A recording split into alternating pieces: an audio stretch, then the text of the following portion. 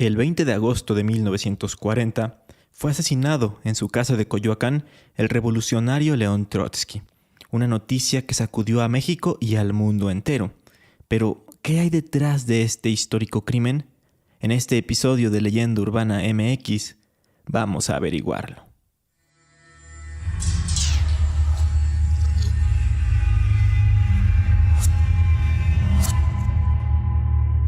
Esto es Leyenda Urbana MX con Ismael Méndez.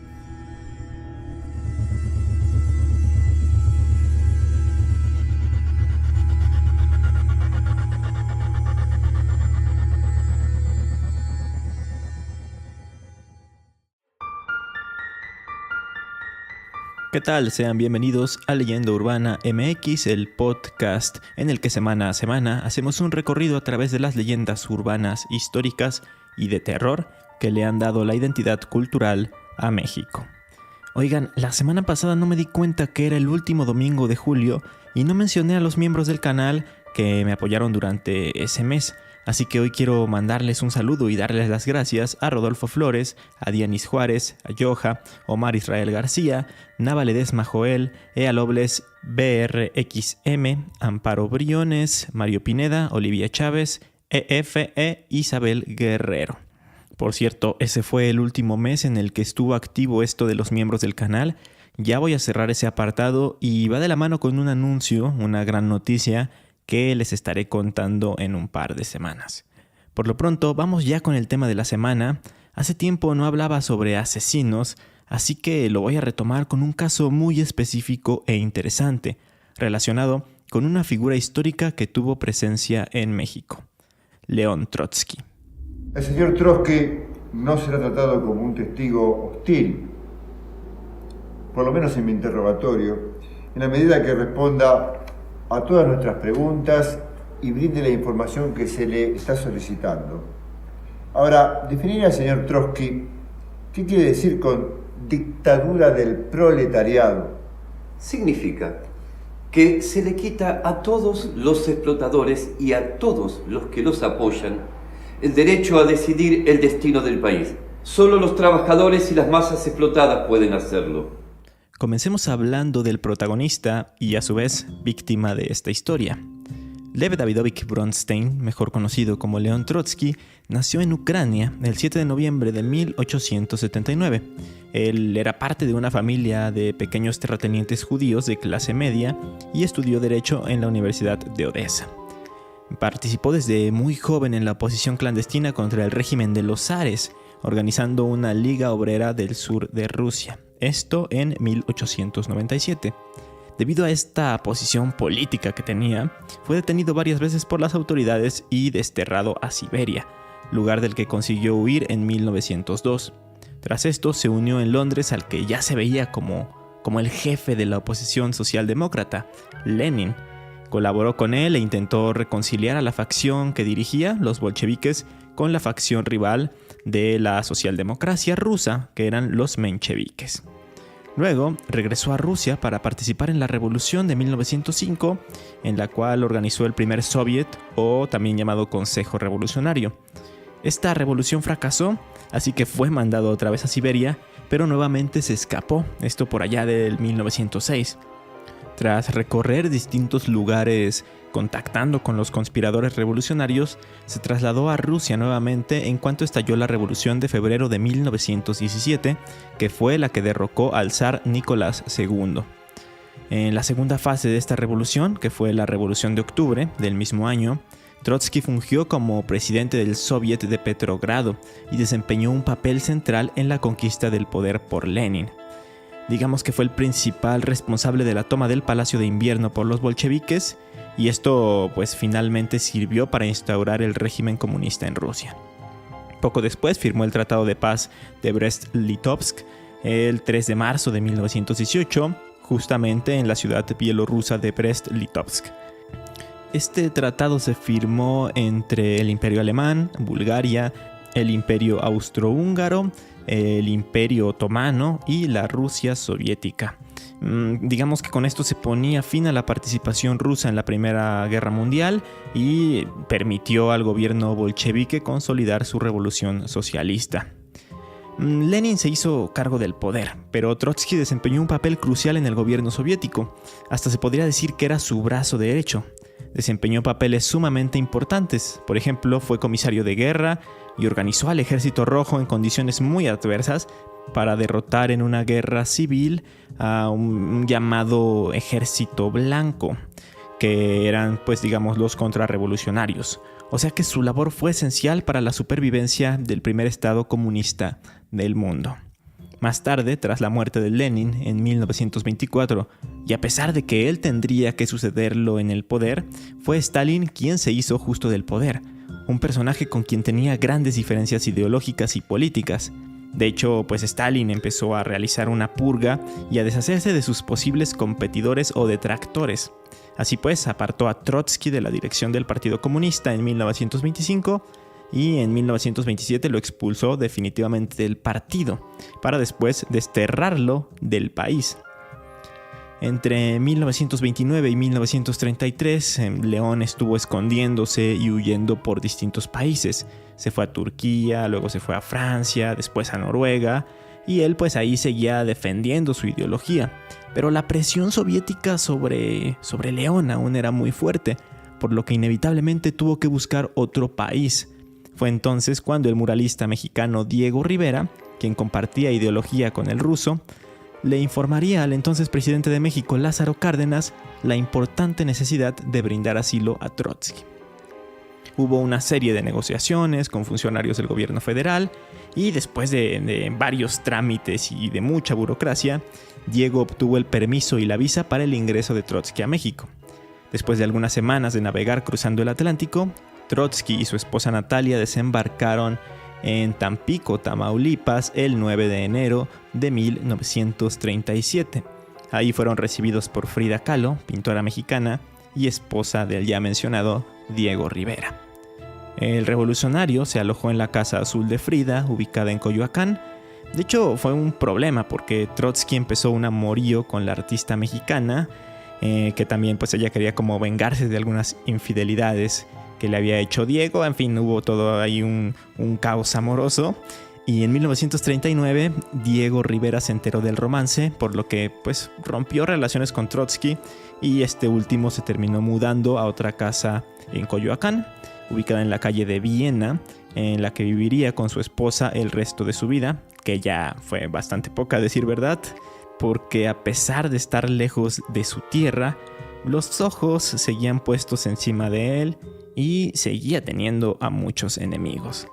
En primera, había mexicanos que no veían bien el que se le diera asilo en el país, entre ellos el famoso muralista David Alfaro Siqueiros, quien atentaría contra su vida en un par de ocasiones. Incluso fue arrestado y encerrado en la prisión de Lecumberri por dichos ataques, como ya lo vimos en el episodio de la leyenda negra de Lecumberri de la primera temporada de este podcast. Pero había otras personas que buscaban su cabeza, entre ellas un español que orquestó un ataque de forma más astuta y efectiva. Un español enviado a México por el mismísimo Stalin. Ahora sí, vamos a conocer la historia del victimario, del asesino de León Trotsky. Una historia que parece sacada de una película de espías y detectives.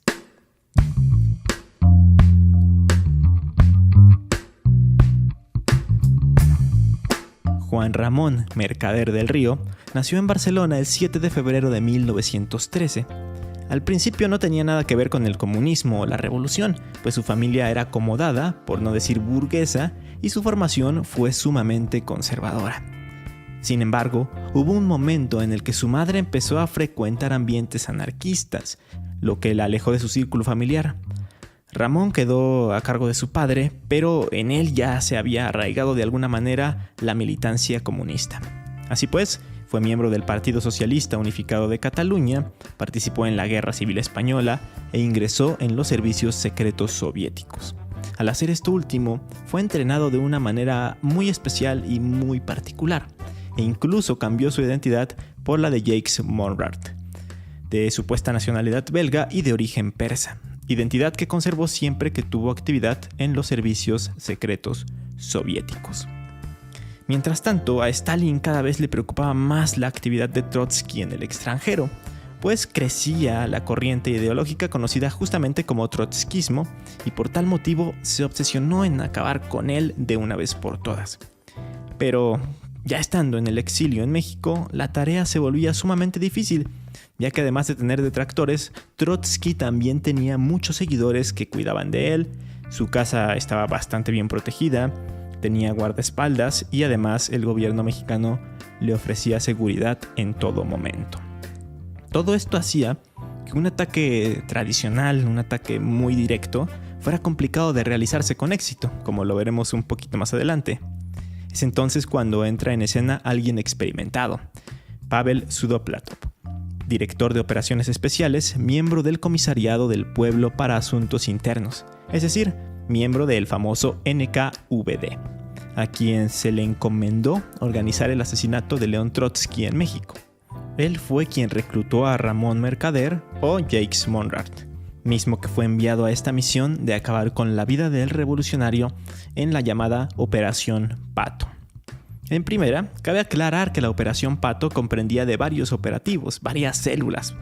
Uno de ellos involucraba al que ya mencionamos, al talentoso David Alfaro Siqueiros.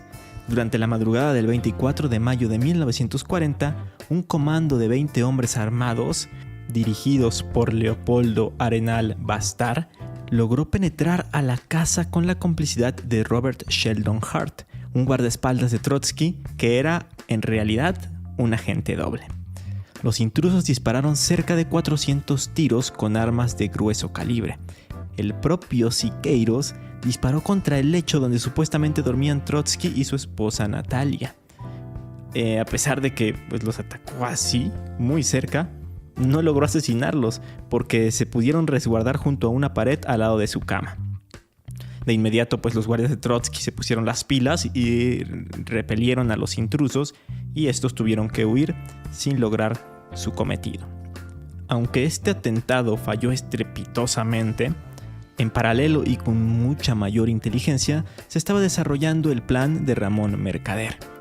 El increíble modus operandi fue el siguiente. Con su nueva personalidad, la de Jacques Monrad, Mercader llegó a París en el verano de 1939, donde comenzó a buscar e infiltrarse en círculos de los simpatizantes de Trotsky. Ahí empezó una amistad con Silvia Agelov, una norteamericana de origen ruso, simpatizante del trotskismo, y de hecho, hermana de una de las secretarias del propio León Trotsky. La relación con ella comenzó a hacerse más íntima e incluso comenzaron un amorío. Luego de eso viajó a Nueva York, en donde estuvo organizándose por algunas semanas antes de por fin trasladarse a la Ciudad de México, en octubre del mismo año. Pero ahora con una nueva personalidad, pues se identificaba bajo el nombre del canadiense Frank Jackson. Estando en México con su ya novia Silvia Agelov, comenzó a reunir información acerca de la estancia de Trotsky en el país. Se tomó con calma todo este proceso, pues estuvo varios meses en esta fase, sin siquiera acercarse ni conocer en persona a su futura víctima. Ya para mayo de 1940, convenció a Silvia para que se pudiera reunir con Trotsky, y lo consiguió. Y no solo eso, sino que empezaron a frecuentarse y también empezaba a ganarse su confianza. Trotsky creía que era un verdadero simpatizante de su causa. Sin perder la paciencia, estuvo algunos meses más cultivando esta relación con el revolucionario a tal punto de poder estar a solas con él. Grave error que dejó pasar León.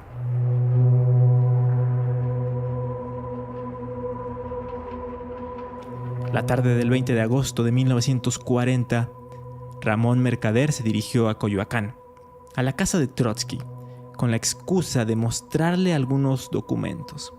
El ruso lo recibió a solas, pues, como lo dije antes, ya le tenía mucha confianza.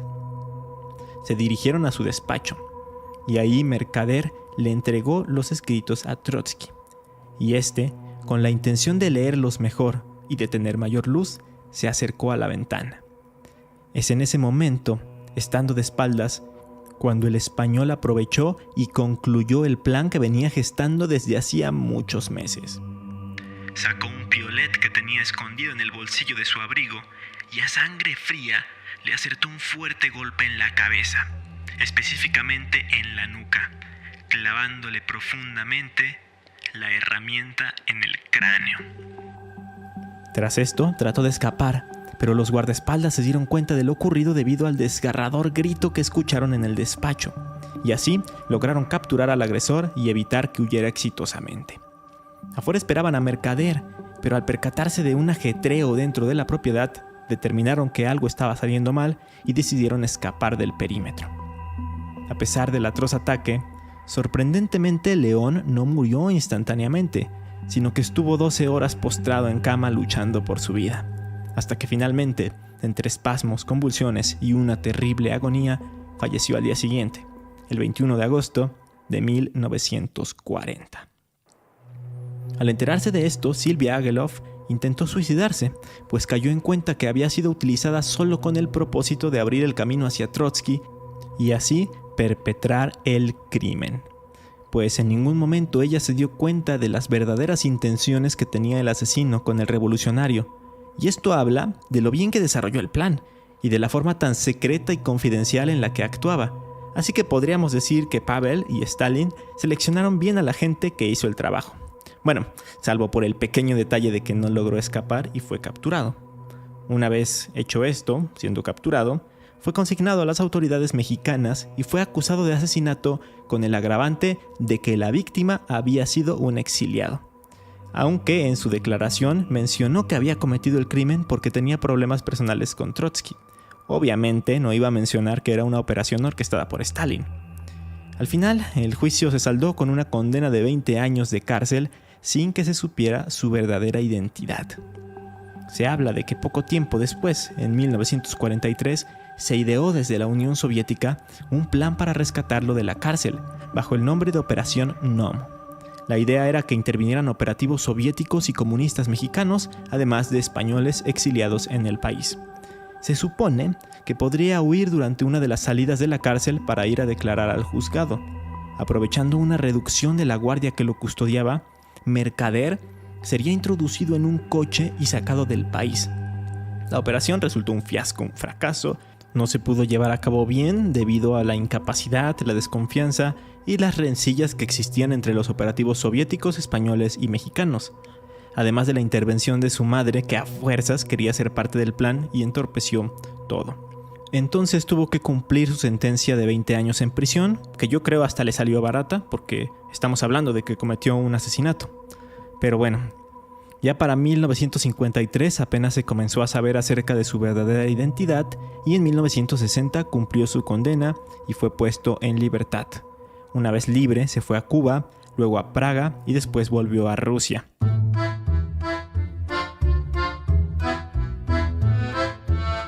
Stalin había muerto 7 años atrás, así que el recibimiento que se hizo fue más bien discreto y no tan espectacular como se podría esperar después de cumplir con una misión tan importante.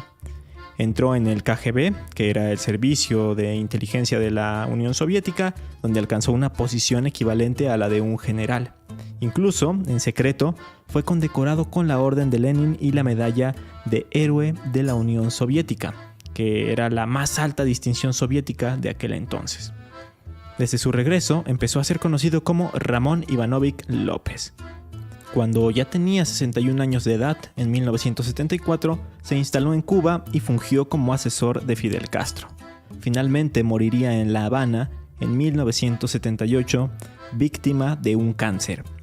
Aunque aquí han surgido algunos rumores y teorías de conspiración bastante interesantes, mismas que señalan a que el KGB lo envenenó con polonio radioactivo a través de un reloj que le regalaron como gratitud por sus servicios cuando estuvo en la Unión Soviética.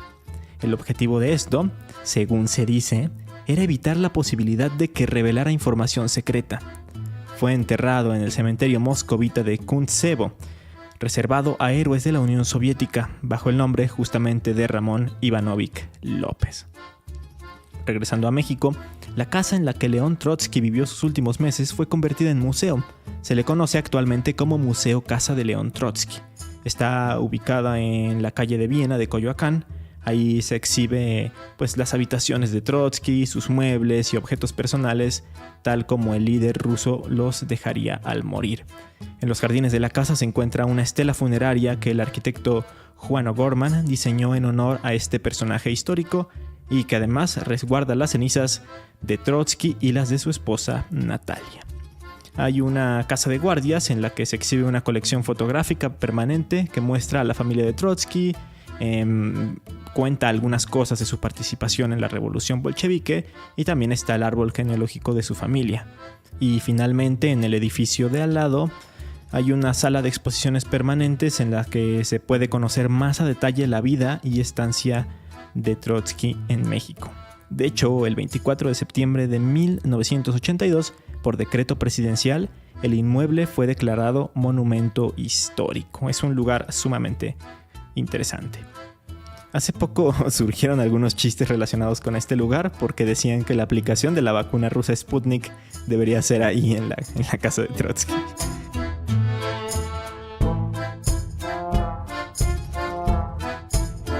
En fin, a mí lo que me sorprende de toda esta historia es que el plan que pareciera más difícil de llevar a cabo fue el que resultó más efectivo. O sea, ni siquiera cuando lograron entrar a su casa y dispararle en su habitación, consiguieron matarlo. Pero en cambio, cambiándose la identidad, infiltrándose en sus círculos cercanos, conocerlo, ganarse su confianza y todo lo que implicó el plan de Mercader fue el bueno. Insisto, es algo que podríamos ver en una película de espías y detectives, pero que no nos lo imaginaríamos en la vida real. Pero cuéntenme en redes sociales ustedes, en Leyenda Urbana MX, en Facebook e Instagram. ¿Ustedes conocían la historia detrás de este crimen? ¿Qué otros datos curiosos conocen de Trotsky y Mercader? Mientras tanto, van las recomendaciones de la semana. En primera, un libro que se llama Los amantes de Coyoacán, escrito por Gerard de Constance. Habla del romance entre Frida Kahlo y León Trotsky, pero también habla de Ramón Mercader y cómo se fue gestando este plan para el asesinato. Es una forma novelada de conocer la biografía de estos personajes y también de conocer toda la historia que hay detrás de Trotsky. Hay un libro que se llama La Revolución Rusa contada para escépticos por Juan Eslava Galán, en el que se cuentan todos antecedentes, contexto, repercusiones, todo lo relacionado con la Revolución Rusa, si es que les interesó lo poquito que les comenté. Y este es un escritor increíble.